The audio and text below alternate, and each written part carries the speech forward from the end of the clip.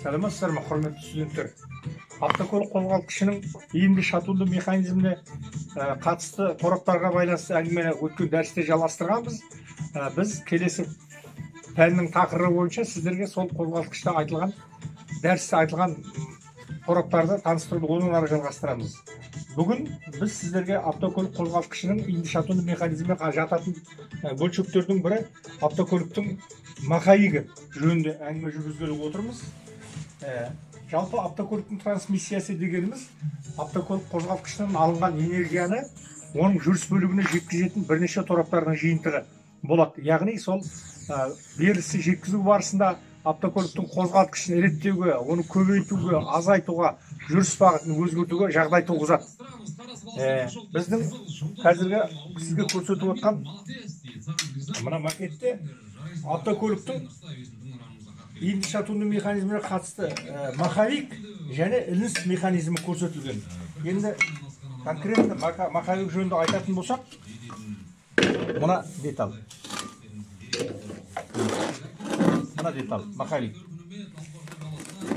Маховик иінді біліктің артқы бетіндегі планчесіне арнаулы дайындалған тесіктер арқылы болтпен өте қатты түрде бекітіледі. Яғни маховик айналысы сол иіндібіліктен алады. Иіндібілік айналған кезде маховик онымен бірге айналады.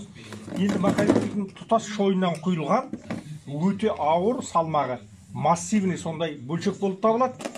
Оның қандай қызмет атқарады дейін десек, бұның бірінші атқаратын қызметі, яғни иіндібіліктен алынған маховикке берілген айналысты автокөліктің трансмиссия жүйесіне одан ары жеткізу. Екінші атқаратын қызметі автокөліктің қозғалтқышын оталдыру кезінде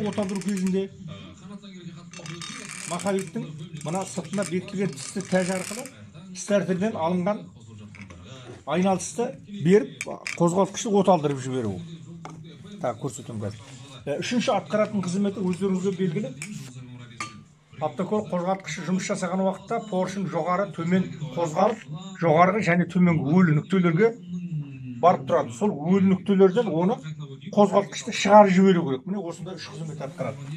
Маховик жаңа айтылып өткендей мынадай қатты шойын металдан құйылады. Оның сыртына мына тәж бөлек жасалып престелі орнатылады. Яғни маховиктің айналысы кезінде мына тісті тәжбен мына қатты бекітілгендіктен тісті тәж онымен бірге қоса айналады.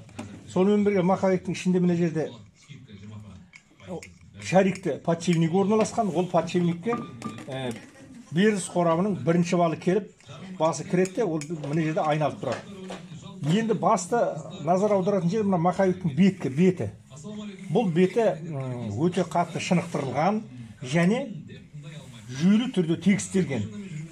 Осы жүйелі түрде тегістелген маховиктің бетіне біз мына маховиктің іліс механизмінің жетекші дискісін қондырылады. Яғни жетекші дискі сол маховиктің бетіне. Оның үстіне жетектелуші дискінің диски келіп қондырылады. Жетектелуші дискі осы маховикке мына арнаулы тесіктер арқылы болтпен бірнеше жерден бекітіледі.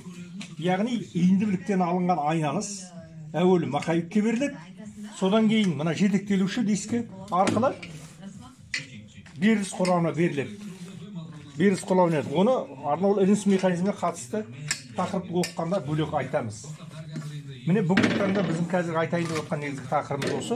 Яғни маховиктің атқаратын рөлі, оның жұмыс принципі. Рахмет тыңдағандарыңызға.